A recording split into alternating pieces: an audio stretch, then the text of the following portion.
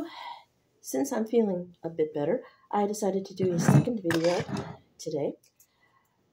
I missed, was it National Wine Tasting Day, I think it's called, by a couple of days. We have another St. Julian. We have Pb&J, grape wine with natural flavors and caramel color. A fun twist on an old classic, this unique wine will remind you of biting into a homemade peanut butter and jelly sandwich. It is sweet, produced and bottled by St. Julian Wine Company, Paw Paw, Michigan. It's 10.5% alcohol by volume. Does not contain peanut allergens. Okay then, so how does it have peanut butter flavor if it contains no peanuts? This should be interesting. We haven't done a wine tasting on here in a while, wine review. It has a nice color. Kind of the color of grape jelly, just a little bit. I smell peanuts. I'm not sure how they did that with no peanuts. But yes, I'm definitely getting a peanut note straight up front. And a little bit of grape.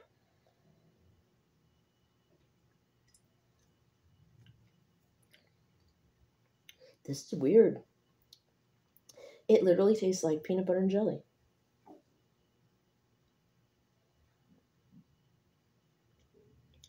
I have no idea how they did that. I'm totally loving this.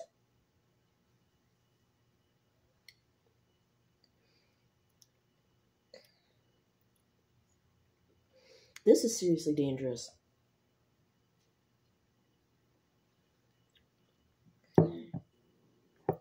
Very, very dangerous.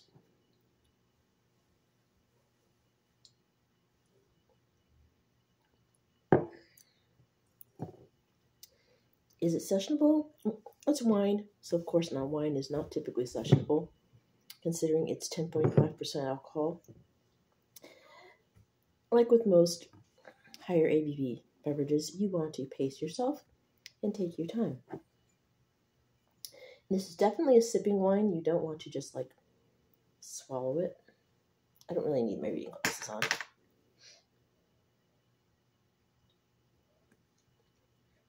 The reason for my Glasgow, Scotland rigor mortis brew pub.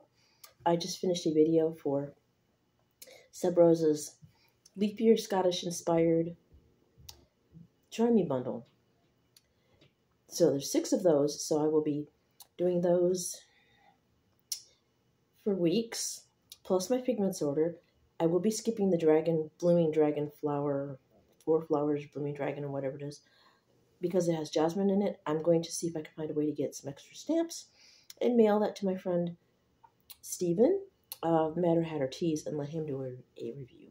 I wanted it, but I can't do it. It sounded good, but then when I saw that it had jasmine, I decided, no, I cannot try that.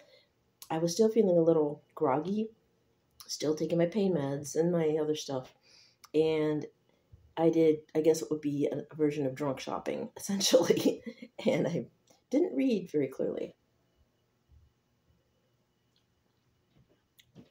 I also got several 5-gram packets, which are kind of dumb. I don't normally get anything that small. So those are samples. Some of them are samples, but the dragon one is the full-size one. Of course, the one I can't drink.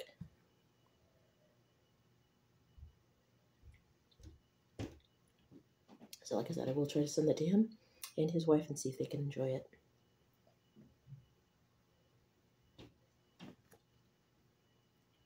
Also, more tea coming from Brutalities. 2 more cranberry ones. One I think I haven't tried yet. One I probably have. I've tried so many Brutalities, I've lost track on some of them. I know we've done Cranapple Corpse, but I can't remember if we did Cran. There's Cranthrax and another Cran that's a band pun, and it's escaping me right at this moment.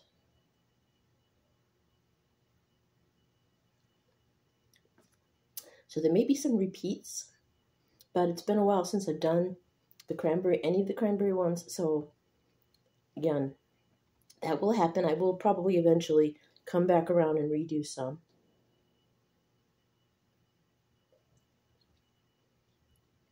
But I try not to duplicate for tea and pajamas unless I can help it. I mean, if I can help it. And, oh, I ordered Cryo Brew, or Cryo Brew, however you say it, CRIO Brew, for the very first time. I've got the starter bundle coming with a couple different types of chocolate. It's cocoa beans roasted like coffee beans and ground. I think it's ground. And they recommend using a French press, which I didn't have, so I got the starter pack, which has, again, like I said, a couple types of cryo brew. I think that's how you say cryo brew, and a French press. So that'll be interesting. So maybe I will try to do reviews of some of these. I haven't done reviews of coffees in a while, but I have so many other things to do. I need a house. My kitchen is getting crowded. I'm not keeping anything in my pantry anymore because of an issue I found a few months back with a box of oatmeal, and I won't go into details because I don't want to gross you out. But now I keep all of my teas out, except for a few that are just like backup teas if I get bored. Not ones that I go to. The ones I have out that I've ordered for tea and pajamas and for my personal use quite a bit are on the counter. So my coffee station is crowded. And going to get more crowded.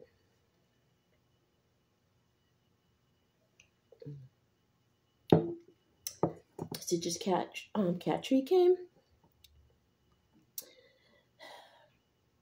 I'm not in the position to do a lot of heavy stuff.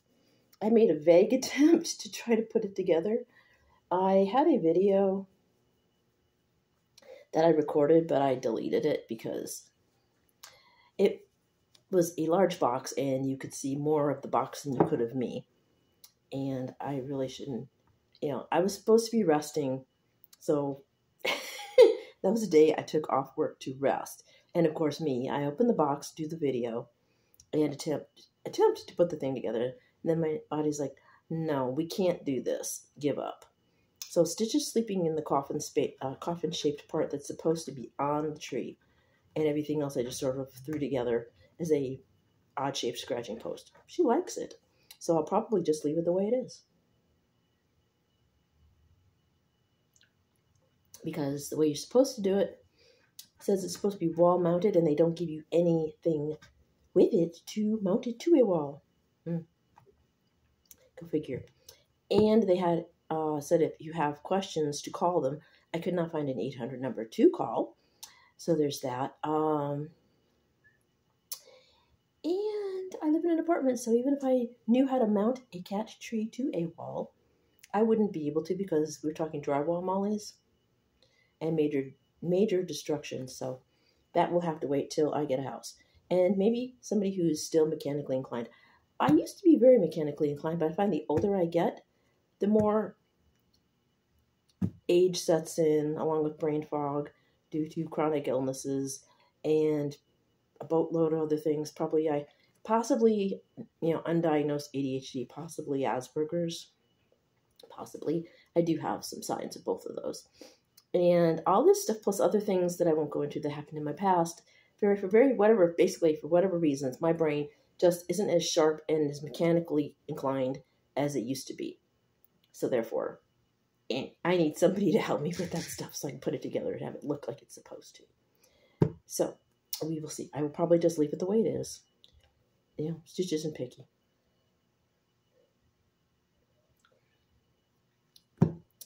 I got another bunny to use as a monster.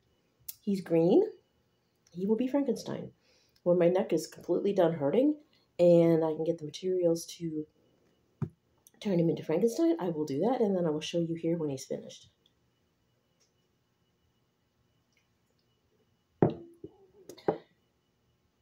I think that pretty much wraps it up. So again, St. Julian Pb&J. I don't know how they do it, how they get the peanut flavor, but they did. It tastes like a peanut butter and jelly sandwich. The peanut butter is a little bit more pronounced than the great by the jelly flavor, but that's okay because on a Pb&J sandwich, mostly you taste the peanut butter anyway. It's sweet, it's smooth, it's extremely dangerous. I suggest you drink it with a friend, invite some monsters over, and share it because you could end up drinking this by yourself. You seriously could. And what would you drink this with? I'm not sure. This is definitely a dessert wine. So I would pair it with cookies, maybe, ice cream, basically, maybe even peanut butter sandwiches if that's the way you want to go. Just basically, I would pair it with a dessert or some kind of snack that will complement these flavors. I would definitely not have it with food, although I'm just joking. Peanut butter and jelly sandwich is food, but it's not food. It's more of a snack. So pair it with your snacks, cheese and crackers, maybe, anything like that. Snacks, desserts, perfect. So, and if you like unusual flavored wines that taste like food, I found this in the unusual wine section at Festival, where I found the s'mores flavored one. So if you have a festival near you, check in that weird corner, like where the local wines are, with the regional wines and other things. There are some other odd ones over there as well, but I got this one because, my goodness, I haven't tried it yet. So see what other things they have to offer and have some fun. Maybe you can find some weird ones and have a party with your friends. And have some odd snacks, have some weird flavored beers and wines. Well, we're talking wine right now. Have some fun. But again, as always, make sure you have a designated Dracula. And ghouls, bats, vampires, etc., monsters of all kinds. If you're having a party at your place, make sure all the beasties have a way to get home safely. Again, designated Dracula. Or some people may or may not still do. Have your friends sleep over and let them leave in the morning, however you want to do it. Have fun. Enjoy some of these unusual treats. And again, if you're having a party and you're being the ghost with the most, make sure you make plans so the monsters don't drive after imbibing. So that's that. Again, hit the bell once if you like these videos. Hit it twice if you want to be notified. Comment if you wish, but please keep it friendly. And share these anytime you want. And I'll see you next time. I love you guys. Bye now.